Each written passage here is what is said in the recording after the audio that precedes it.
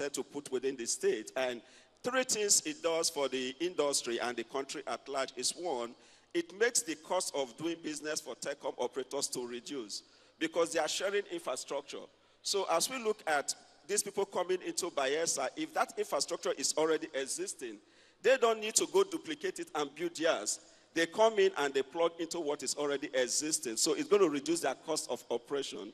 It's also going to increase the timeline to deploy your infrastructure and service. So instead of coming and starting from scratch and spending 6 months to just build out your own infrastructure, you plug into what we already have and you are up and running within maximum of 2 weeks. We've seen people from the time they start talking to us to when they start offering service to the industries, not more than 2 weeks period. So, and of course, the third one obviously is education, growth, and employment opportunities that will come in. So Bayelsa and this event is of very great importance to us just because we have that mindset and we want to do it. And in effect, once we are on ground, it's going to accelerate the speed under which some other operators and service providers will come in. Content providers, for instance, pretty much all of them are hosted within Medallion.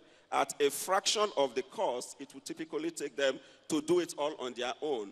So, and it's being done on purely a career-neutral basis, because we don't compete with anybody. So all these people, it's like a career hotel. That's what it's called in North America, where everybody come in and cross-connect with each other, share the same infrastructure. It reduces your cost and make it more efficient for everybody. So that's what we are looking at as an impact initiative that will be employed within the state. If you could just hand your microphone to the right, please, and just introduce yourselves to people. I'm Dr. Ebirimi Tebepa, the Senior Special Assistant to the Governor of Science and Tech. And so obviously it's quite clear that you are conscious that there's an opportunity to seize in terms of ICT. What are you getting back from the populace in terms of when you engage them in terms of technology? What are kind of like the innovations or the areas that Bayelsans are interested in expanding to? Because you're speaking to the populace directly, is that right? So where's the interest and what are you doing to sort of, first of all, to keep the communication channels going, but secondly, to facilitate in any way you can an environment that would allow people to kickstart an ICT business? Yeah, I think first of all we have to start from the basics first, and we have to look at the primary schools, the secondary schools, as well as tertiary institutions. Now, if you listen to what His Excellency said yesterday about building 600 schools, primary schools, over 30 secondary schools, state-of-the-art schools, you'll see that, and we are supposed to equip all these schools with ICT facilities. So we expect that we're actually starting from the basics, Then not just that is for what we're going to be doing pretty soon. The second thing is the aspect of we having the ICT centers in place. The Honorary Commissioner said something about we building some ICT training centers. We also, it is expected that through that we can have the average Bayelsan come around and we train them appropriately. Then also, we have an online portal where you have, there's a section on the online portal where you have the needs assessment. So any Bayelsan, the average Bayelsan, you can go up there, log on, go through, you have various skills which you're supposed to use. Once you submit the form to the ministry, they can do proper analysis of it and channel the appropriate training towards the Bayelsan. So honestly, we as a state, we have a lot of challenges, but we are trying to do our own best. But the basic thing we have is more of the companies, the operators. We have a population of over 2 million.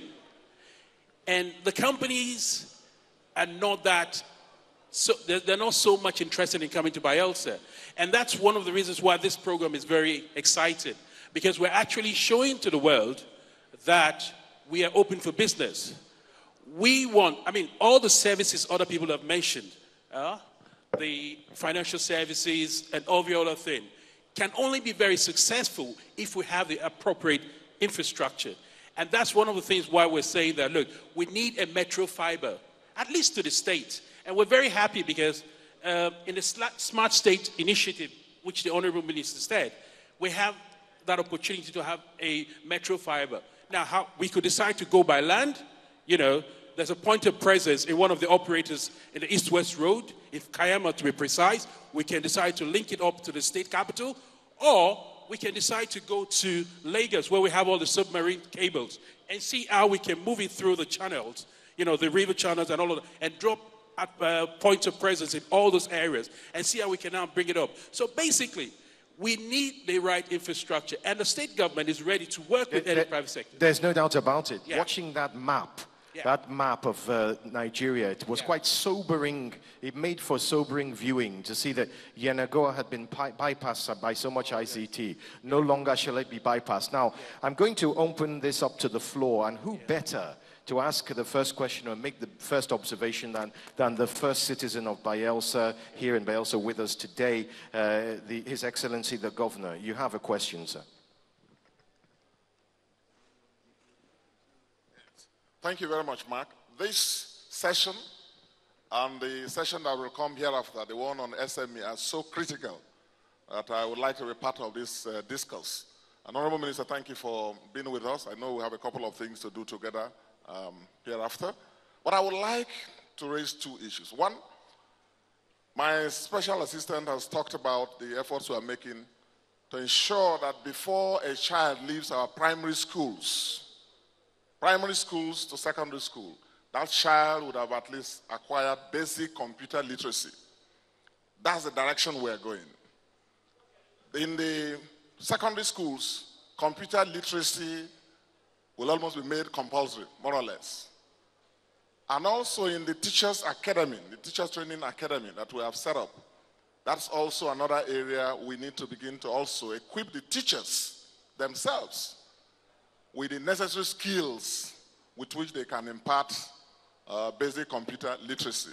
Now, while we are doing all of this, pursuing this aggressive agenda, are there avenues for collaboration and partnership such that, for example, agencies and partners could say, okay, we have X number of iPads, we have X number of computers, we have this, you know, things like that, educational materials and so on, that we can have that kind of support. That's one. And then, most importantly, what are the concrete steps? And my officials who are there should begin to write down what you will say, because this is why I actually got up.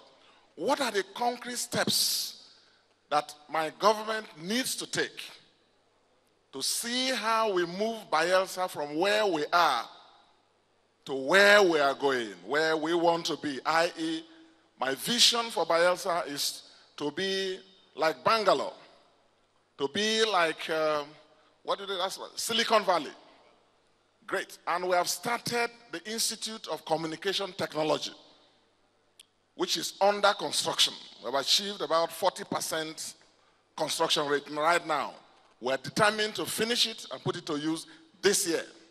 Hopefully you'll be part of the commissioning. But how do we move from where we are? What are the concrete steps? Step one, I've started the academy, the institute.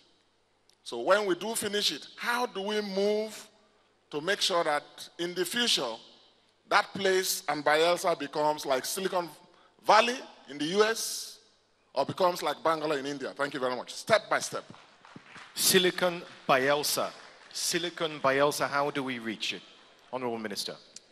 Thank you very much, Your Excellency. I think those are, an excellent intervention. Your Excellency, I think the first thing you need to do is infrastructure. That's just the beginning of everything. And let me just tell you why this is so important and why we're here to sign an MOU with yourselves and the network operators. One of the most difficult things to do in this country today is to build ICT infrastructure. There are too many obstacles in the way because people have a perception that telecoms companies are very rich and they have a lot of money to throw around because they're making so much money.